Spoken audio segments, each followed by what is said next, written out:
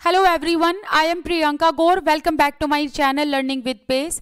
तो हम लोग सीटेट के प्रीवियस ईयर के पेपर्स को कंप्लीट कर रहे हैं। इस सीरीज में हम इंडिविजुअल सब्जेक्ट को डिस्कस कर रहे हैं। ये है सीटेट 2011 का paper and paper number 2। Already हमने पेपर नंबर 1 कंप्लीट कर लिया है। वो वीडियो अगर आपको देखनी है तो आपको प्लेलिस्ट में मिल जाएगी, जिसका लिंक मैंने डिस्क्रिप्शन बॉक्स में दे दिया है। तो चलिए शुरू करते हैं हमारा टॉपिक। एंड अभी हम चाइल्ड डेवलपमेंट एंड पेडागोजी को डिस्कस करेंगे। सबसे पहला जो क्वेश्चन है वो है, a creative learner refers to one who is. एक क्रिएटिव लर्नर कौन होगा? Very talented in drawing and painting. एक वो बच्चा जो ड्राइंग एंड पेंटिंग में बहुत ही ज्यादा टैलेंटेड है। क्या ऐसे बच्चे को आप क्रिएटिव कहोगे? नहीं, क्योंकि सिर्फ ड्राइंग एंड पेंटिंग में टैलेंट होने का मतलब ये नहीं है कि वो लर्नर क्रिएटिव हो गया। या फिर बहुत ही ज्यादा इंटेलिजेंट, हाईली होशियार बच्चे को आप क्रिएटिव कहोगे? नहीं, इंटेलिजेंट होने का मतलब ये थोड़ी ना है कि वो लर्नर क्रिएटिव हो गया। नेक्स्ट है कि एक वो बच्चा जो हर बार टेस्ट में अच्छे नंबर लेकर आ रहा है, वो भी कंसिस्टेंटली, कंटिन्यूअसली, क्या ये बच्चा क्रिएटिव है? नहीं, अच्छे नंबर लेकर आने का मतलब ये थोड़ी ना है कि वो क्रिएटिव हो गया। नेक्स्ट है good at lateral thinking and problem solving. Lateral thinking का मतलब होता है क्रिएटिव अप्रोच।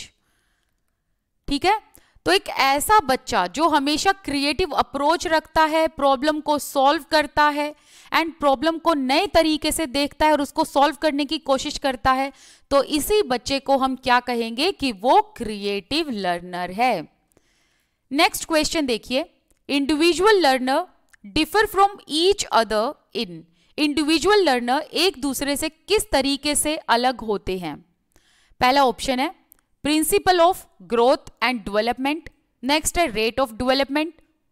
नेक्स्ट है sequence of development and then capacity, general capacity for development. तो इसका करेक्ट आंसर है रेट ऑफ डेवलपमेंट। ये आंसर इसका इसलिए हुआ क्योंकि हर लर्नर का अपना यूनिक पेस होता है डेवलप करने का। ठीक है, इसी पेस को हम क्या कहते हैं? रेट कहते हैं। हर बच्चा यूनिक रेट पर डेवलप करता है, यूनिक पेस पर डेवलप करता है। ठीक है, नेक्स्ट है every learner is unique means, हर लर्नर यूनिक है। इस बात का क्या मतलब हुआ? फर्स्ट ऑप्शन है no two learners are alike in their abilities, interest and talent.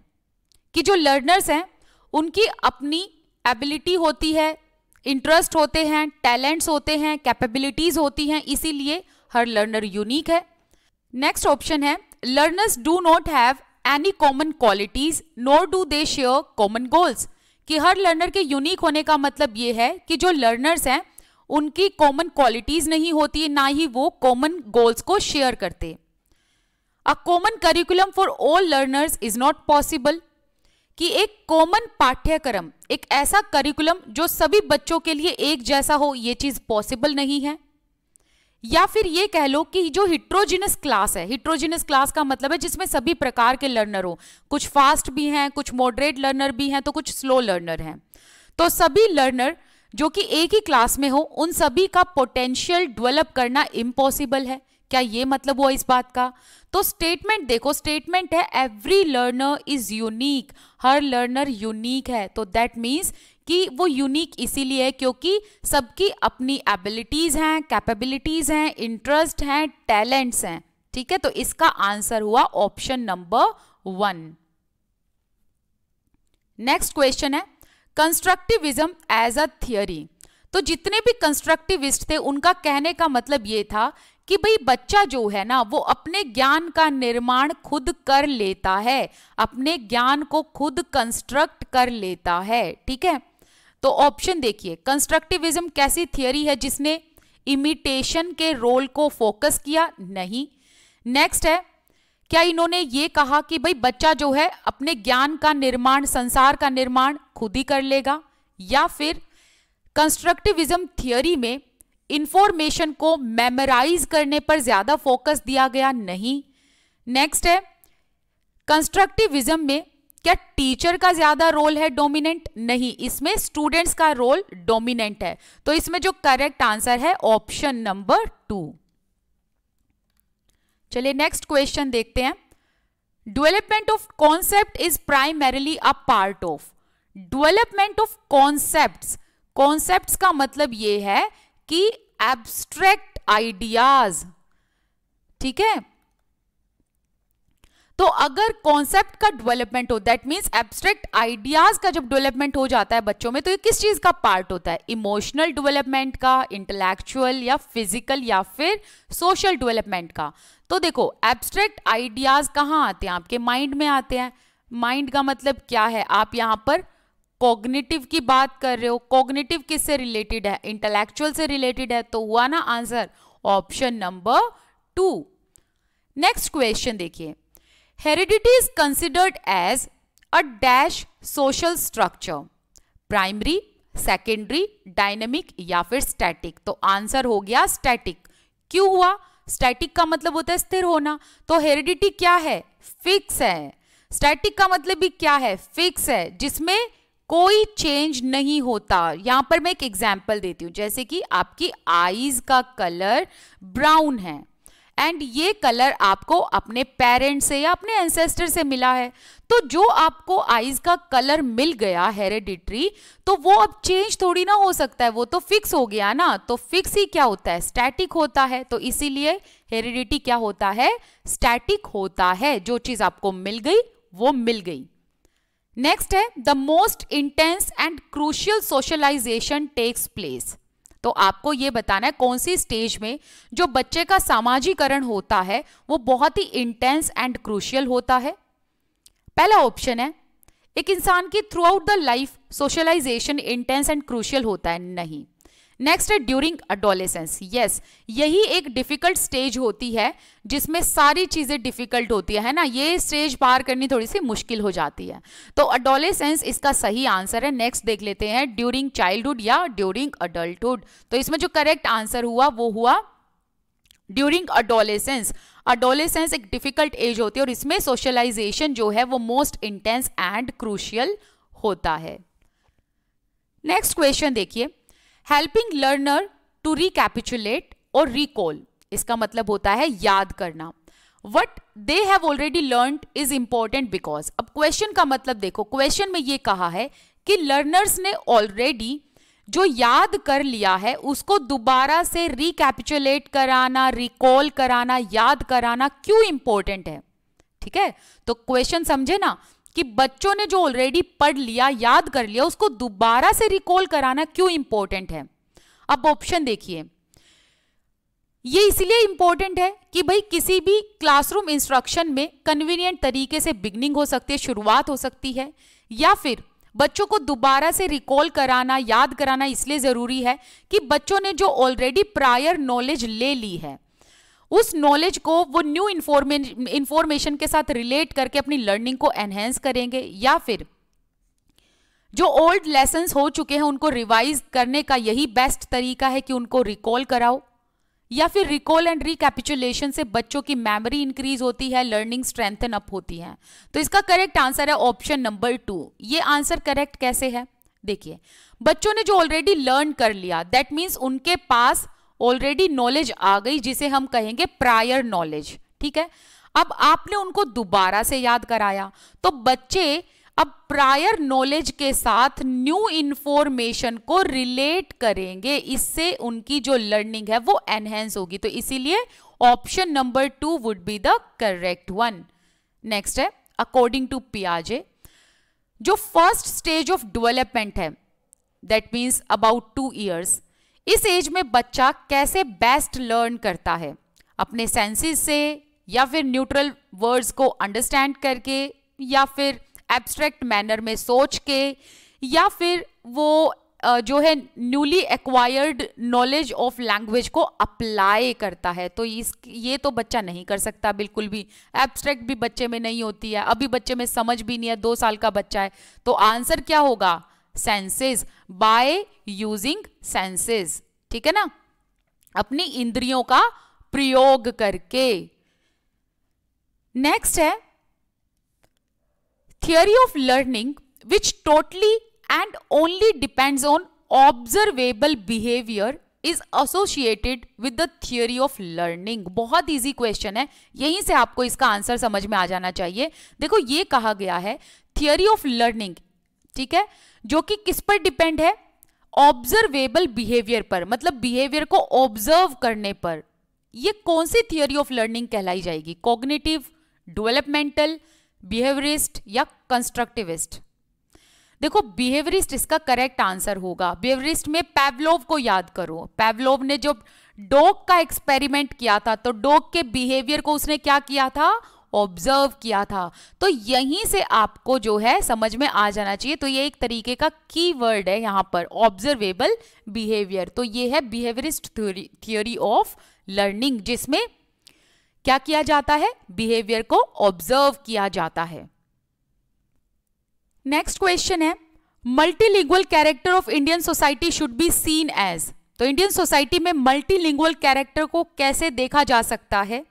A hindrance in teaching learning process की, ये टीचिंग लर्निंग प्रोसेस में हिंड्रेंस है। हिंड्रेंस का मतलब होता है रुकावट। तो हमें नेगेटिव जो ऑप्शन है उस पर तो टिक करना ही नहीं है, ये ऑप्शन वैसे ही कट जाता है। नेक्स्ट है a resource for enrichment of school life, कि multilingual character somewhere can be an enrichment, मतलब एक कॉम्प्लीमेंट हो सकता है स्कूल लाइफ में। तो ये हम कंसीडर कर सकते हैं, क्योंकि एक पॉजिटिव जो है यहाँ पर फीडबैक दिया है इसका। नेक्स्ट है multilingual character would be a challenge to teachers capacity to motivate student to learn. तो चैलेंज भी एक नेगेटिव वर्ड हो गया, एंड यहां पर कॉम्प्लेक्स भी एक नेगेटिव वर्ड हो गया। कॉम्प्लेक्स का मतलब होता है कठिन, ठीक है। तो सब नेगेटिव वर्ड को आपने काट देना है, एंड करेक्ट आंसर क्या बन जाएगा? Option number 2। नेक्स्ट है क्रिएटिव आंसर्स रिक्वायर। अगर आप क्रिएटिव आंसर्स देना चाहते हो तो उसके लिए कैसे क्वेश्चंस होने चाहिए? Direct teaching and direct question. देखो डायरेक्ट क्वेश्चन होंगे तो डायरेक्ट आंसर एक ही लाइन में मिलेगा या एक ही शब्द में मिलेगा। कंटेंट बेस्ड क्वेश्चन, तो जैसे कि अगर इतना सा पैराग्राफ है और इसी में से क्वेश्चन पूछा जाएगा तो आप इसी पैराग्राफ में से ही आंसर दोगे, इसके बाहर नहीं दोगे, तो इसमें भी आप क्रिएटिव आंसर नहीं दे सकते। Open ended question, open ended question ऐसे होते हैं जिसमें आप ऐसे क्वेश्चन रखते हो जिसके बहुत सारे वेरियस आंसर हो सकते हैं, अलग अलग तरीके के आंसर हो सकते हैं, जिसमें आपके ऊपर कोई पाबंदी नहीं होती कि आप किसी भी तरीके से आंसर दे सकते हैं। तो हम ये कह सकते हैं कहीं ना कहीं ये बिल्कुल करेक्ट है। नेक्स्ट है हाईली डिसिप्लिन्ड क्लासरूम। तो बहुत ज्यादा डिसिप्लिन्ड क्लासरूम में भी आप क्रिएटिव आंसर नहीं दे सकते, क्योंकि आप कंस्ट्रेंट हो जाते हैं थोड़ा सा। तो इसीलिए करेक्ट आंसर है ओपन एंडेड क्वेश्चंस। तो ओपन एंडेड क्वेश्चंस में आपके आंसर्स क्रिएटिव हो सकते हैं। नेक्स्ट है diagnosis of the gaps in learning of student should be followed by. ठीक है, तो यहां पर आपने जो बच्चों की लर्निंग का गैप है उसको डायग्नोज किया। अब डायग्नोज करके आप क्या करते हो? तो ये चीज आपने पढ़ी होगी, डायग्नोज करके आप रेमेडी प्रोवाइड करते हो। तो आई होप आपको इसका आंसर दिख गया होगा। सो एक बार ऑप्शन देख लेते हैं। आपने डायग्नोज किया, फिर उसके बाद आपने डायग्नोज करके कि कहां पर कमी रह गई है, कहां पर किस गैप को फिल किया जा सकता है, उसके लिए आपने रेमेडियल मेजर्स, जो रेमेडियल मेजर्स है उनका उपयोग किया, या फिर आपने बच्चे से इंटेंसिव ड्रिल एंड प्रैक्टिस कराई, या फिर हर एक लेसन का सिस्टमैटिक रिवीजन कराओगे, या फिर you will report the findings to learners and parents. तो यहां पर जो करेक्ट आंसर है ना वो यही है, अप्रोप्रिएट रेमेडियल मेजर्स। तो जहां पर जिस तरीके के गैप दिखते हैं उन गैप्स को फिल करने के लिए हम क्या करेंगे, उसको पहले डायग्नोज करेंगे एंड डायग्नोज करके देखेंगे कहां पर क्या कमी है, किस तरीके से रेमेडीज दी जा सकती है, देन हम रेमेडियल मेजर्स देंगे जो अप्रोप्रिएट होंगे उस टाइम पर। नेक्स्ट क्वेश्चन है, which of the following statement can not be considered as a feature of learning. आपको ये बताना है चारों स्टेटमेंट में से कौन सी ऐसी स्टेटमेंट है जिसे आप ये कह सकते हैं कि ये लर्निंग के फीचर नहीं है, दैट मीन्स सीखने की विशेषता नहीं है। ऑप्शन नंबर 1 देखिए, learning is a process that mediates behaviour. Learning क्या है? एक ऐसा प्रोसेस है जो आपके बिहेवियर को मीडिएट करता है। तो ये तो लर्निंग का फीचर है, लेकिन हमें तो ये बताना है कि लर्निंग का फीचर कौन सा इसमें से नहीं है। ठीक है, तो लर्निंग एक ऐसा प्रोसेस है जो हमारे बिहेवियर को मीडिएट करता है, मतलब सेटल करता है। नेक्स्ट है learning is something that occurs as a result of certain experiences, कि आप सर्टेन एक्सपीरियंसेस से, दैट मीन्स छोटे एक्सपीरियंस हो, बड़े एक्सपीरियंस हो, आपके किसी भी प्रकार के अनुभव हो, आप उनसे कुछ ना कुछ सीखते हो, तो ये भी लर्निंग का फीचर है। लेकिन हमें ये बताना है कि लर्निंग का फीचर कौन सा नहीं है। तो नहीं वाले क्वेश्चन को आप हमेशा ध्यान में रखेंगे आंसर देते वक्त। Study of behaviour is learning, व्यवहार को पढ़ना लर्निंग है। Unlearning is also a part of learning, क्या अनलर्निंग एक लर्निंग का पार्ट है? तो इसमें देखो करेक्ट आंसर ये बन जाएगा, study of behaviour is learning. जब आप किसी के व्यवहार को पढ़ते हो वो लर्निंग का पार्ट नहीं होता, बल्कि आप बिहेवियर को जब स्टडी करते हो तो आप यहाँ ऑब्जर्व कर रहे हो, लर्न नहीं कर रहे हो, ठीक है? तो ये लर्निंग का पार्ट नहीं है, ठीक है? तो हम क्या कह सकते हैं, study of behaviour is learning, ये लर्निंग का फीचर नहीं है। नेक्स्ट है unlearning is a part of learning, ये लर्निंग का फीचर है। कैसे है? देखो अनलर्निंग का मतलब ये होता है जैसे कि आपने कुछ ऑलरेडी लर्न किया which is like old method, अब आपको समझ में है कि ये ओल्ड मेथड जो है काम नहीं आ रहे, अभी हमें न्यू मेथड सीखने की जरूरत है, तो ये क्या हुआ, अनलर्न करना, ठीक है? दैट मीन्स कुछ आपने जो ऑलरेडी प्रायर नॉलेज आपके पास है उसमें कुछ आप नई इंफॉर्मेशन डालते जा रहे हो, तो उसे हम अनलर्निंग कहेंगे। नेक्स्ट है self regulation of learner refers to, learners के अंदर सेल्फ रेगुलेशन होना, इसका मतलब क्या है कि उनमें यह योग्यता है कि वो अपनी लर्निंग को मॉनिटर कर पा रहे हैं, बिल्कुल ठीक है। Creating regulation for student behaviour, अपने बिहेवियर को रेगुलेट करना, या फिर जो रूल्स एंड रेगुलेशंस बनाए जाते हैं बच्चों के द्वारा, या फिर बच्चों का खुद का डिसिप्लिन एंड कंट्रोल। तो देखो सेल्फ रेगुलेशन ना एक योग्यता होती है, एक एबिलिटी होती है। सो ये एक ऐसी एबिलिटी है जिसमें बच्चा जो है अपने खुद के लर्निंग को क्या करता है, मॉनिटर करता है, ओके, कि वो किस तरीके से लर्निंग करेगा, कौन कौन सी स्ट्रेटजीज अपनाएगा, तो वो खुद ब खुद उस चीज को सीख जाता है, समझ जाता है। तो सेल्फ रेगुलेशन दैट मीन्स ऐसी खुद की एबिलिटी जिसमें आप अपनी लर्निंग को मॉनिटर करते हो, okay. Next question, which of the following does not reflect teaching for understanding. तो यहां क्वेश्चन नहीं वाला है, नॉट वाला क्वेश्चन है एंड एम्फेसाइज किया गया है अंडरस्टैंडिंग पर। तो आपने ये बताना है इन चारों ऑप्शंस में से कौन सा ऐसा स्टेटमेंट है जो ये रिफ्लेक्ट करता है कि वो टीचिंग फॉर अंडरस्टैंडिंग नहीं है, कि किसी ऐसी स्टेटमेंट को आपने ढूंढना है जिससे बच्चों की अंडरस्टैंडिंग डेवलप नहीं होती। तो पहला ऑप्शन देखिए, ask the students to explain a phenomena और concept in their own words, कि आपने बच्चों को ये कहा कि वो किसी भी फिनोमिना को अपने वर्ड्स में, अपने शब्दों में एक्सप्लेन करें। तो ये तो अंडरस्टैंडिंग को डेवलप करने वाली बात हुई, तो ये तो वैसे ही ऑप्शन कट जाता है। Teach students to provide examples to illustrate how a law works, अब आप बच्चों को यह समझाएंगे कि किस तरीके से आपने एग्जाम्पल्स देने हैं जब आपने कुछ भी एक्सप्लेन करना हो, तो ये भी अंडरस्टैंडिंग का पार्ट है। Help the students to see similarities and differences and generate analogies, अब आप बच्चों को यहां ये मदद करोगे कि किस तरीके से सिमिलैरिटीज एंड डिफरेंसेस देखकर एनालॉजीज को जनरेट किया जाता है, तो ये भी अंडरस्टैंडिंग का पार्ट है। नेक्स्ट है enable learners to memorise isolated fact and procedures, अब आप बच्चों को जो है मेमोराइज करने के लिए हेल्प करोगे। तो यहां देखो क्वेश्चन क्या है, क्वेश्चन ये है कि कौन सा अंडरस्टैंडिंग को रिफ्लेक्ट नहीं करता।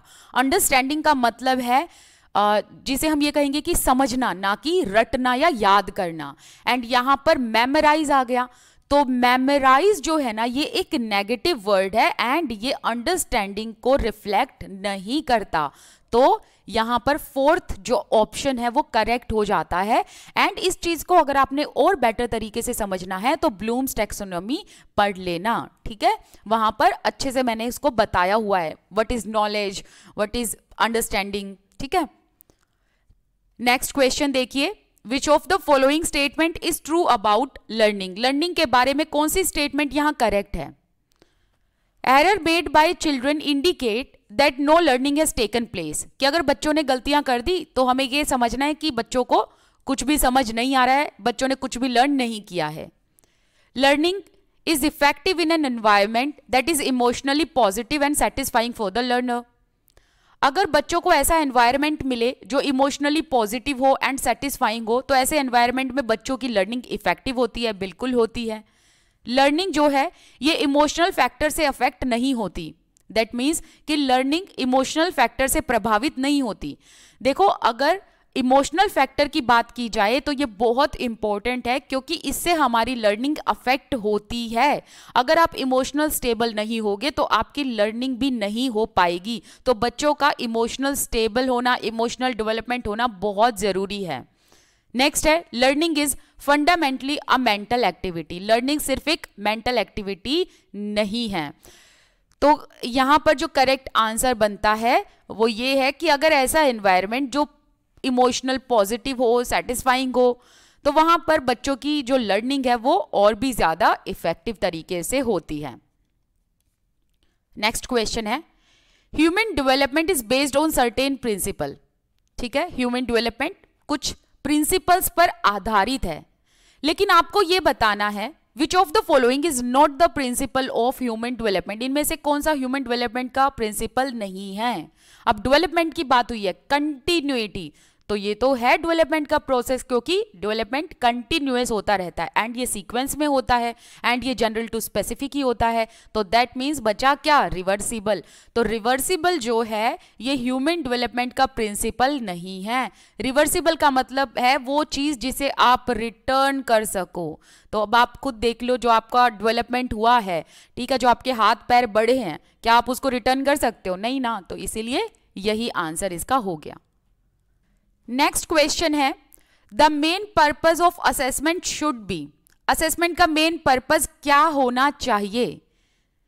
Two point out the errors of the learner. क्या बच्चों की गलतियां निकालना असेसमेंट है? नहीं। क्या बच्चों के अचीवमेंट को मेजर करना असेसमेंट है? नहीं। क्या बच्चों को नेक्स्ट क्लास में प्रमोट करना चाहिए, ये असेसमेंट है? नहीं। To diagnose and remedy gaps in learning, yes. तो ये इसका आंसर बन जाता है। कैसे बनता है? देखो, बेसिकली असेसमेंट कब किया जाता है? पूरे साल चलता रहता है असेसमेंट, है ना। लर्निंग प्रोसेस में ये जो है असेसमेंट का प्रोसेस चलता रहता है, ताकि बच्चों के लर्निंग के गैप देखे जाएं कि कहां बच्चा लैक कर रहा है, एंड फिर उसका फीडबैक दे दिया जाता है। एंड जहां पर बच्चा लैक कर रहा है या जहां पर उसकी लर्निंग में गैप आ रहा है, उसके अकॉर्डिंग उसको डायग्नोज करके रेमेडी दे दी जाती है, ताकि बच्चे की लर्निंग इफेक्टिव हो सके। तो हम असेसमेंट किस लिए करते हैं? To diagnose and give the remedy in learning, ठीक है, ताकि वो गैप को फिल किया जा सके। नेक्स्ट क्वेश्चन है, centrally sponsored scheme of integrated education. That means यहां पर इंक्लूसिव एजुकेशन की बात हुई है, ठीक है। For disabled children aims at providing educational opportunities to children with disabilities in. आपको बताना है कि भाई जो ये integrated education like which is centrally sponsored scheme जो कि डिसेबल्ड बच्चों के लिए निकाली गई, तो ये किस चीज पर एम करता है कि डिसेबल्ड बच्चों के स्कूल कैसे होने चाहिए, रेगुलर होने चाहिए कि स्पेशल के, ओपन के, फिर ब्लाइंड रिलीफ एसोसिएशन स्कूल। तो करेक्ट आंसर है रेगुलर स्कूल, और रेगुलर स्कूल में ही इनको भेजा जाएगा, तो इसे कहेंगे इंक्लूसिव एजुकेशन, ठीक है। तो इंटीग्रेटेड एजुकेशन से ही इसका आंसर समझ में आ रहा है। चलिए नेक्स्ट क्वेश्चन भी देख लेते हैं। Which of the following is not a sign of reading difficulty among young learners. आपको बताना है कि चारों में से कौन सा ऐसा फैक्टर है जो बच्चों की रीडिंग डिफिकल्टी का साइन नहीं है, या ये कह लो कौन सा ऐसा फैक्टर है जो बच्चों की रीडिंग को प्रभावित नहीं करता।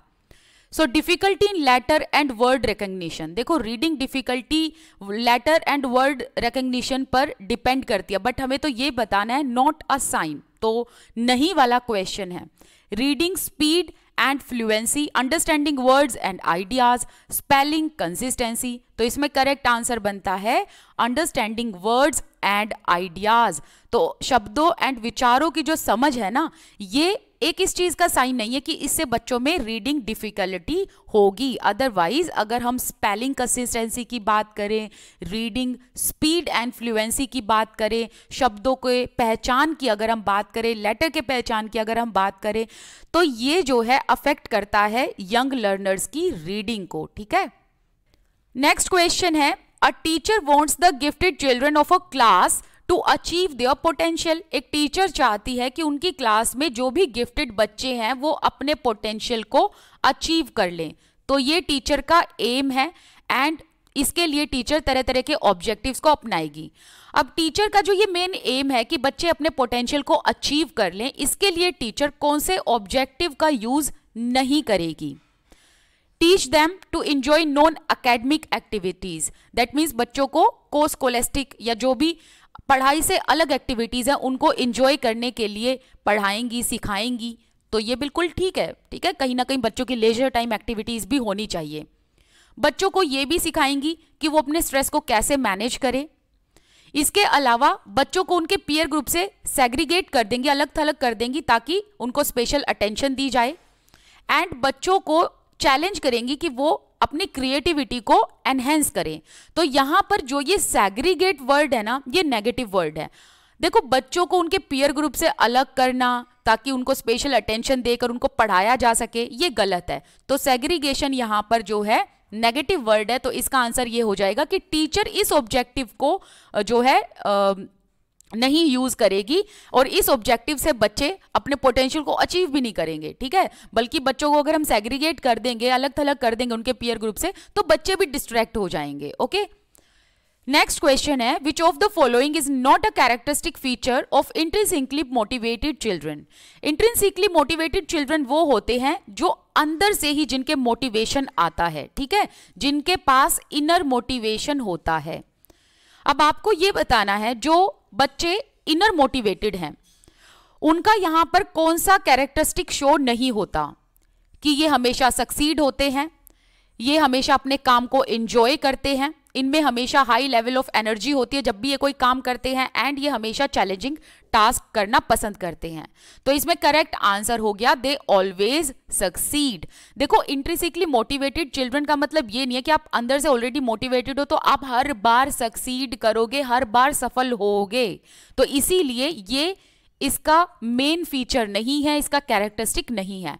अदरवाइज जो बच्चे मोटिवेटेड होते हैं, जिनको अंदर से ऐसे आवाज आती है कि ये हमें सब करना ही करना है, तो वो अपने काम को भी इंजॉय करते हैं। उनमें हमेशा कुछ भी काम करते वक्त हाई लेवल ऑफ एनर्जी भी होती है। वो हमेशा चैलेंजिंग टास्क करना भी पसंद करते हैं, बट वो हमेशा सक्सीड करे ये जरूरी नहीं है ना। नेक्स्ट क्वेश्चन है, which of the following is not an appropriate tool for formative assessment. Formative assessment में इन चारों में से कौन से टूल का उपयोग नहीं किया जाता? नहीं वाला क्वेश्चन है। असाइनमेंट का यूज तो हम करते हैं फॉर्मेटिव असेसमेंट में, ओरल क्वेश्चंस का भी यूज करते हैं हम, टर्म टेस्ट हम नहीं करते, क्योंकि टर्म टेस्ट जो है ये समेटिव असेसमेंट में यूज किया जाता है। समेटिव असेसमेंट जो है वो एंड में किया जाता है, फॉर्मेटिव असेसमेंट वो ड्यूरिंग किया जाता है, ड्यूरिंग लर्निंग प्रोसेस। हम फॉर्मेटिव असेसमेंट में क्विज भी करते हैं, गेम्स भी खेलते हैं, है ना। तो क्या हो गया? Option number 3। Learner should not be encouraged to. Learner को हमने किस चीज के लिए एनकरेज नहीं करना? फिर से नहीं वाला क्वेश्चन है। Ask as many questions as possible both inside and outside the class. इस चीज के लिए तो हमने बच्चों को एनकरेज करना है कि वो क्लास के अंदर भी क्लास के बाहर भी जितने मर्जी चाहें क्वेश्चन पूछें। Actively interact with other learner in group work. इस चीज के लिए भी हमने उनको एनकरेज करना है कि वो ग्रुप वर्क में एक्टिवली इंटरेक्ट करें दूसरे लर्नर के साथ। पार्टिसिपेट इन एज मैनी को करिकुलर एक्टिविटीज एज पॉसिबल। तो हमने इस चीज के लिए भी एनकरेज करना है कि वो करिकुलर के साथ साथ को करिकुलर एक्टिविटीज में भी पार्टिसिपेट ले। Memorise all the answer to questions which the teacher may ask. कि सभी क्वेश्चन के आंसर्स को याद करना। तो ये जो मेमोराइज है ये नेगेटिव वर्ड है, तो ये चीज के लिए हम बच्चों को एनकरेज नहीं करेंगे। तो ऑप्शन नंबर 4। नेक्स्ट क्वेश्चन है, Irfan breaks toys and dismantle them to explore their components. Irfan जो है वो खिलौनों को तोड़ता है, डिसमेंटल करता है, ताकि वो उसके कंपोनेंट को एक्सप्लोर कर सके कि भाई इस खिलौने में क्या है। तो इरफान जब खिलौनों को तोड़ता है तो आप ऐसे में क्या करोगे? Never let Irfan play with toys, कि आप उससे खिलौने छीन लोगे और उसे कभी खिलौनों के साथ खेलने नहीं दोगे, ऐसा आप नहीं करोगे। आप हमेशा इरफान पर एक क्लोज वॉच रखोगे, उस पर कड़ी निगरानी रखोगे, आप ऐसा भी नहीं करोगे, क्योंकि इससे बच्चा जो है वो अच्छे से डेवलप नहीं कर पाएगा, क्योंकि बच्चों को हमने फ्री एनवायरनमेंट देना है। Encourage his inquisitive nature, inquisitive nature का मतलब है उसके अंदर जो किसी चीज को एक्सप्लोर करने की जो जिज्ञासा है उसे हम इंक्विजिटिव नेचर कहते हैं। एंड चैनलाइज हिज एनर्जी, इसको हम कंसीडर कर सकते हैं। मेक हिम अंडरस्टैंड कि टॉयज को तोड़ना नहीं चाहिए। तो बच्चा है अभी, इस चीज को तो समझेगा नहीं कि खिलौनों को तोड़ना नहीं चाहिए। तो हमें क्या करना चाहिए ऐसे टाइम पर? उस बच्चे के इनक्विजिटिव नेचर को एनकरेज करना चाहिए, उसका जो एक्सप्लोर करने की जो जिज्ञासा है उसको एनकरेज करके उसकी एनर्जी को चैनलाइज करना चाहिए इस तरीके से कि भाई वो एक्सप्लोर भी कर पाए और खिलौने भी ना तोड़े। ठीक है, नेक्स्ट है the statement man are generally more intelligent than women, कि आदमी जो है, जो पुरुष है, वो महिलाओं से आमतौर पर ज्यादा होशियार होते हैं, ज्यादा इंटेलिजेंट होते हैं। क्या ये सच है? नहीं है। हो भी सकता है सच, नहीं हो सकता भाई। क्या ये जेंडर बायसनेस दिखाता है? बिल्कुल दिखाता है। Is true for different domains of intelligence, क्या यहाँ पर इंटेलिजेंस के डिफरेंट डोमेन की बात की है कि भाई क्या पता जो मैन है, यहाँ पर ये बात कही होगी मैन जो है वो इंटेलिजेंस की किसी अलग डोमेन में विमेन की तुलना में ज्यादा इंटेलिजेंट हो, ऐसा भी नहीं है। तो देखिए यहाँ पर ना जेंडर बायसनेस दिखाई गई है। ठीक है, तो correct answer option number 3। Next question है understanding the principle of development of a child helps a teacher in, that means कि एक टीचर के लिए बच्चे के प्रिंसिपल ऑफ डेवलपमेंट को अंडरस्टैंड करना क्यों जरूरी है, इससे टीचर को किस चीज में हेल्प मिलती है? क्या बच्चे के सोशल स्टेटस को आइडेंटिफाई करने में हेल्प मिलती है, या फिर बच्चे के इकोनॉमिक बैकग्राउंड को आइडेंटिफाई करने में हेल्प मिलती है, या फिर टीचर को ये रेशनलाइज हो जाता है कि बच्चे को क्यों पढ़ाना चाहिए, या फिर इफेक्टिवली केटरिंग, केटरिंग का मतलब हेल्प प्रोवाइड करना, effectively catering to the different learning style of the learner, कि टीचर को यह हेल्प मिल जाती है कि बच्चे को उसकी डेवलपमेंट पेस या उसके रेट के हिसाब से पढ़ाया जाए। तो बिल्कुल करेक्ट है ऑप्शन नंबर 4। क्रिस्टीना जो कि एक टीचर है, वो अपनी क्लास के बच्चों को फील्ड ट्रिप पर लेकर जाती है। फील्ड ट्रिप से आने के बाद वो क्लास में डिस्कस करती हैं बच्चों से जो उन्होंने ट्रिप में देखा एंड उनसे कुछ क्वेश्चन पूछती हैं। तो ये किस टाइप की लर्निंग हुई? Assessment of learning, assessment for learning, learning for assessment, या फिर लर्निंग ऑफ असेसमेंट? देखो ये तो बिल्कुल होता ही नहीं है। तो बचे 2 ऑप्शन। तो यहां पर टीचर फील्ड ट्रिप पर लेकर गई, ठीक है, तो ये कब हुआ? ड्यूरिंग लर्निंग प्रोसेस हुआ। तो जब ड्यूरिंग वर्ड आ गया तो वहां पर हम फॉर का प्रयोग करते हैं, ठीक है, जो कि है फॉर्मेटिव असेसमेंट। अच्छा, अगर आपको ज्यादा ही दिक्कत हो रही है ना इसको समझने में, तो देखो assessment, for learning and formative, तो ध्यान रहेगा ना, ड्यूरिंग का मतलब जब फॉर्मेटिव असेसमेंट हो। ओके, तो यहां पर टीचर फील्ड ट्रिप लेकर जाती है और जब आती है तो बच्चों से क्वेश्चन पूछती है। तो ये लर्निंग के मतलब टीचिंग लर्निंग के प्रोसेस के दौरान असेसमेंट हो रही है, तो दैट मीन्स फॉर्मेटिव असेसमेंट है। तो फॉर्मेटिव असेसमेंट का मतलब हुआ असेसमेंट फॉर लर्निंग, तो फॉर एंड फॉर्मेटिव। आई बात समझ में? तो इस तरीके से आप कनेक्ट कर सकते हो। नेक्स्ट आपने ये बताना है कि ये जो स्टेटमेंट है ये ट्रू है कि अनट्रू है, ठीक है, ट्रू है कि फॉल्स है। तो स्टेटमेंट ये है कि भाई जो फिजिकल डेवलपमेंट है ना, ये होना बच्चों में बहुत जरूरी है। हेल्दी फिजिकल डेवलपमेंट होगा तो इससे क्या होता है, बच्चे की प्रॉपर डेवलपमेंट होती है। तो पहला ऑप्शन है is untrue as physical development does not affect other domain of the development in any way. तो ये गलत हो जाता है क्योंकि यहां ये बताया है कि भाई physical development other domain of development को अफेक्ट नहीं करती। और मैंने आपको ये एक बार बताया था डेवलपमेंट के कॉन्सेप्ट में कि एक डेवलपमेंट दूसरे डेवलपमेंट के डोमेन को अफेक्ट करती है, तो ये गलत हो जाता है। नेक्स्ट है मे बी अनट्रू, कि ये स्टेटमेंट इनकरेक्ट हो सकती है, क्योंकि डेवलपमेंट जो है वो वेरी करता है इंडिविजुअल टू इंडिविजुअल। देखो डेवलपमेंट वेरी करता है क्योंकि रेट ऑफ डेवलपमेंट हर एक लर्नर का अलग होता है, लेकिन इसका मतलब ये थोड़ी ना कि हेल्दी फिजिकल डेवलपमेंट नहीं होना चाहिए, तो ये भी गलत है। नेक्स्ट है, ये स्टेटमेंट बिल्कुल ट्रू है क्योंकि फिजिकल डेवलपमेंट जो है वो टॉप मोस्ट प्लेस ऑक्यूपाई करता है सीक्वेंस ऑफ डेवलपमेंट में, ये भी गलत है। नेक्स्ट है, ये स्टेटमेंट इसलिए ट्रू है क्योंकि physical development is inter related, यहां इंटर रिलेटेड लिखा है, inter related with other domains of the development, बिल्कुल करेक्ट है। देखो एक डेवलपमेंट का डोमेन दूसरे डोमेन से इंटर रिलेटेड है, इंटर कनेक्टेड है, ठीक है, तो ये वाला इसका ऑप्शन बिल्कुल करेक्ट बन जाता है, ऑप्शन नंबर 4। तो अभी हमारा 2011 का जो ये पेपर नंबर 2 था, इसका हमने सीडीपी कंप्लीट कर लिया। अब हम इसी तरीके से सीरीज वाइज जो भी पेपर हो चुके हैं सीटेट के इंडिविजुअल सब्जेक्ट को हम करते जाएंगे। इस सीरीज में हम सिर्फ सीडीपी को कंप्लीट करेंगे, फिर ऐसे ही हम अलग अलग सीरीज में ईवीएस को कंप्लीट करेंगे, एसएसटी, इंग्लिश पेडागोजी, सबको कंप्लीट करेंगे, ठीक है। तो चलिए मिलते हैं नेक्स्ट वीडियो में। अगर आपको वीडियो पसंद आई है तो प्लीज थम्स अप दे देना एंड कमेंट सेक्शन में लिख देना, ठीक है, कुछ भी लिख देना, आपके डाउट है, डाउट लिख दो, अच्छा लगा आपको ये सेशन तो वो भी लिख देना। चलिए मिलते हैं नेक्स्ट वीडियो में, till then bye bye, thank you so much for watching this video, I wish you all the best, keep learning.